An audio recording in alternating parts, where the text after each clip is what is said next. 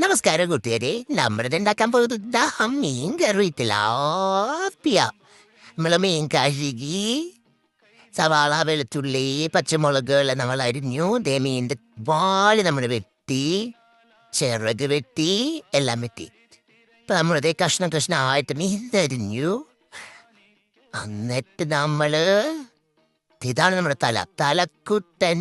നമ്മള് മീൻ കഴുകി തീ ഓൺ ചെയ്തു, വെളിച്ചെണ്ണ ഒഴിച്ചു, കടുക്, ഉലുവ, ഇതിരുമ്പ് സവാള, വെളുത്തുള്ളി, പച്ചമുളക്, വേപ്പിലേക്ക് ഇട്ടു, മഞ്ഞപ്പൊടി ഇട്ടു, മുളക് പൊടി, മല്ലിപ്പൊടി എല്ലാം ഇളക്കി ആയി കഴിഞ്ഞപ്പോൾ നമ്മൾ എന്തിട്ട് തക്കാളിക്കുട്ടൻ, പുളിക്കുട്ടൻ, കുട്ടന്മാരെല്ലാവരും നമ്മൾ ഇളക്കി വെള്ളം തിളപ്പിച്ച വെള്ളം ഒഴിച്ചിട്ട് നമ്മൾ മീനിട്ടു.